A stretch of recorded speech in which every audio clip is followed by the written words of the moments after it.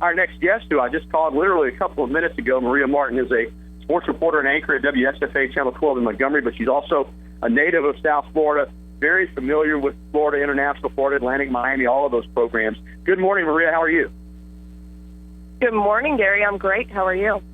I'm doing well. We were talking Saturday when we were working together in Montgomery on the Alabama-Mississippi High School All-Star Game, and you were really the first one to tell me that you thought, hey, this thing with Lane Kiffin could happen. He could wind up going to FAU and really trying to put this program on the map from a publicity standpoint. But then later in the afternoon, you had talked to some of your sources there, and money being an issue, buyout language in the contract and all of that, whether or not they were going to be able to pony up the money to make an offer for a high-profile coach like Kiffin. But clearly, over the weekend, it got done. What are you hearing on Lane Kiffin, and how did this come about that he's going to be the next head coach at FAU? I got to tell you, one of the things that a lot of people aren't going to know, that I'll let you know, it really has been very crazy for that program within the last 24 hours. You know, a couple days ago, I was told that today, on Monday, so it actually did end up happening, but they were planning to release the name of a new head coach that I don't know. I have no idea. It wasn't Lane Kiffin. Then Lane Kiffin comes into the mix, and they didn't know if they would have to press that press conference back from today. So it's been crazy. Once they kind of got the idea in their heads that he was looking for a head job, I think it's when everything went down with Houston, they said, okay, let's try to grab him, which in their mind, it was never going to happen, okay, because of how much he gets paid, how much he has been paid historically by each program. In FAU's mind, it was never going to happen. But you're looking at a program, they're Conference USA, for a lot of people who aren't familiar with them. I'm sure many people are not. They're also a very young program, but you're looking at a team that's coming off a 3-9 season, 3-9 the previous year before that. They've only won 6 games in the last 2 years under head coach Charlie Partridge. I mean, I love the man, but he couldn't win there. So for them, they really never thought in their minds Lane Kiffin was even possible. They started talking money, started talking buyouts. Then they really thought it wasn't possible. Then I heard that he had landed in Boca Raton yesterday. And that's when I thought, okay, maybe they're trying to work a deal out. So whatever happened, I haven't talked to too many people yet this morning, but whatever happened, things have turned very quickly, and I want you to know that this was a matter of 24 hours. This was not something that, you know, had built over time or over the weekend. It was kind of just a conversation over the weekend. Really, all it came down to was, could they get the money? And apparently they worked out a deal. Wow, it came together quick. I was talking earlier once we got the news, this is just a win-win for everybody concerned. I think it's a win, obviously, for Florida Atlantic. I think it's a win for Kiffin, who wants to be a head coach. And it's a win for Alabama, Maria, because, as you know, being close to this program, he was not going to be back at Alabama next year, in my opinion, under any circumstances. But this allows for an elegant exit. He is going to coach, I'm told, through the playoffs, which is great for FAU. They're going to get a ton of publicity and a ton of buzz in recruiting. And it's good for Nick Saban, because he wanted Kiffin to leave as a head coach, not have to go somewhere else as an assistant, particularly LSU, a rival in the SEC. So it's just a win-win-win for everybody, in my opinion. You agree? I do agree, and the thing that I think is so great for him, too, if you look at the head coaches in the state of Florida now, I mean, my goodness, when you look at everybody that's down there, here's what's concerning about the FAU program for him. Give and take, okay? So FAU is in the epicenter of high school football recruiting. Absolutely. You're in the Tri-County area. You're in Palm Beach County, Broward County, and Dade County. That's where everybody goes. I mean, I've got coaches all over the nation now that text me, hey, what kids to look at in that area, in that specific area. It's unbelievable now that I've covered that area.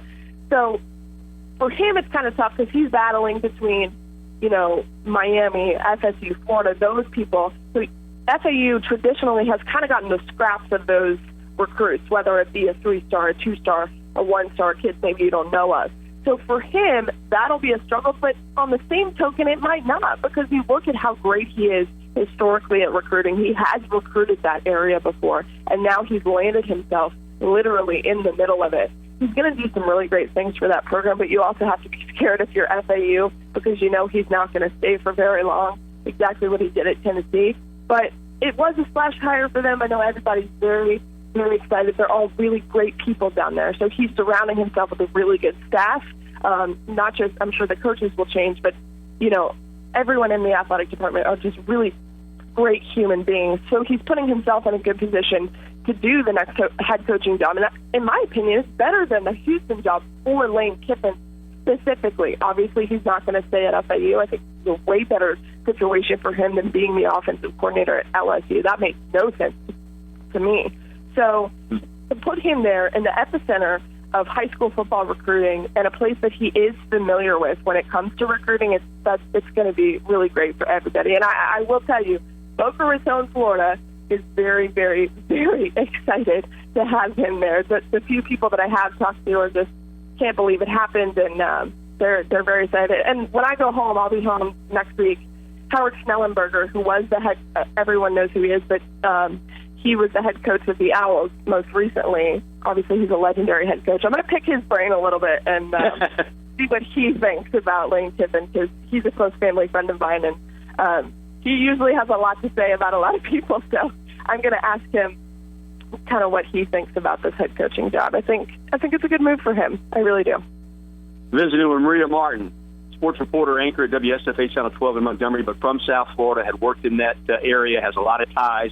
Talking about Lane Kiffin going to FAU, and you're right, for Florida Atlantic, this is an announcement that, hey, we're ready to go into the big time. You battle for publicity down there. There's so much to do in South Florida. Even the University of Miami goes through periods where they get, a little lost in the shuffle. But now for FAU, this is an announcement that we're ready not only to say we're playing big boy football, but to make a financial commitment, because you and I know, although no terms have been released yet, that they had to pony up a little more money than they were paying Charlie Partridge to get Lane Kiffin down there. And this really does give them a lot of publicity, a lot of buzz, and a chance, as you said, in recruiting to make an impact. And that's what it's all about. You got to get the football players, and now FAU may have a chance to get some of those guys who in the past would have just not even given them a sniff, right? Right, yeah. And I'm going to dig around a little bit today and kind of talk to some current players on the team and former ones and see what they think as well. But also, the biggest thing is he can win there.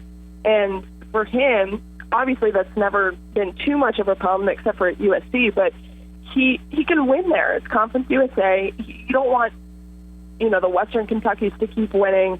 And for FAU, it's been such an issue the last 2 years. And, once you get the recruiting down, which I seriously don't think is going to be an issue for him, he can win there. And that's going to be the biggest thing before he moves forward, wherever that may be. Well, I'm on board with you. I think it's a great hire for FAU, and we mentioned that he's expected to coach to the playoff, and I bet you Florida Atlantic said, please do.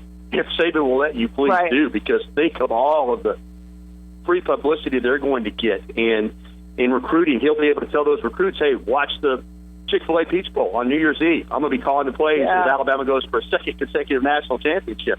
That's the type of stuff you just can't buy. So that's another win-win for this whole situation for FAU, is Lane Kiffin will be in the spotlight now for the next several weeks, and if they win the playoff game, the semifinal, in the championship game. And I tell you what, a lot of guys, a lot of kids, that when he calls them now and says Florida Atlantic, they're going to say, yeah, Coach, give me your pitch. Let me hear what you have to say. This is just awesome, I think, for Florida Atlantic.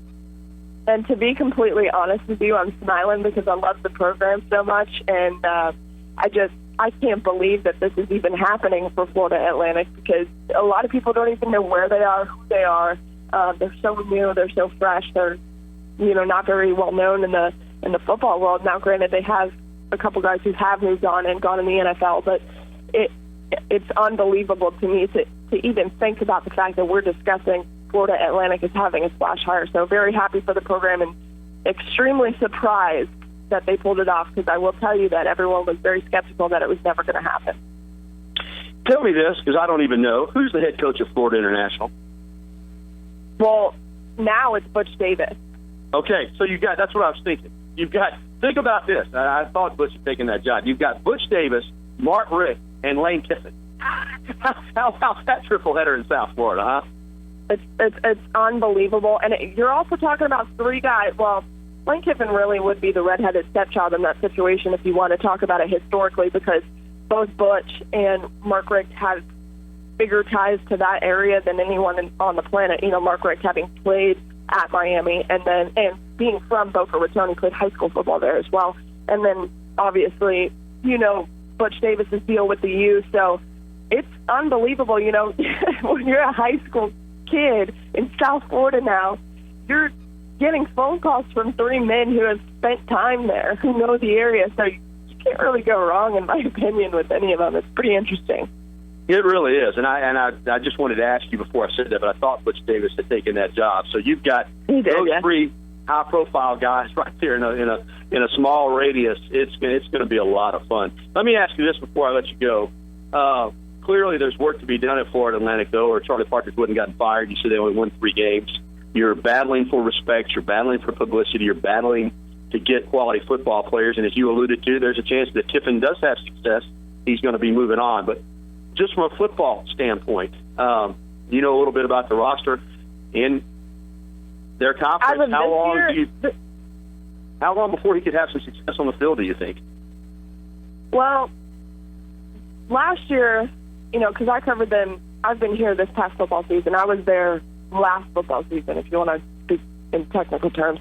They didn't have too many seniors moving on. So you have a bunch of kids that you can work with. And I will say this to Charlie Partridge, okay? He had brought in a lot of kids who were the 3-star, the higher 3-star, the kids that you at Alabama would develop over a few years, right? So he brought in a lot of those kids from the Tri-County area. They're just all very young, which is great for Kiffin's point, right? Because those kids now are going to be, they should be juniors on the roster. So he has some seasoned guys on the roster. I know from what I understand this past year, the trouble was really quarterback. So, Lane Kiffin being an offensive guy shouldn't really be too big of an issue. But I don't know. I mean, I don't know the roster as well as I did the season before. But as far as I can remember, they didn't have too many guys moving forward. So he should be able to see success there almost instantly, not as instant as he did at Tennessee. Also, obviously, depends on what he does in the recruiting trail. In the offseason, he may pull off some crazy JUCO transfers that we have no idea. He may pull them to Boca Raton and say, hey, come play for me for a year, and then you're good to go. So we'll see. But I think it could be pretty instant, at least making it to 6 wins next year. Well, I'll tell you what, it's got people here in Tuscaloosa buzzing, and I know people in South Florida buzzing. I appreciate you jumping on with me for some really interesting insight with your history with that program, and I'm assuming we'll have a formal press conference here in the next day or two, and Lane Kiffin will be down in South Florida to be introduced as the new head coach, and then we'll come back and start practice preparations with Alabama. But it's going to be fun. Thanks a lot, Maria. Absolutely. Have a great day.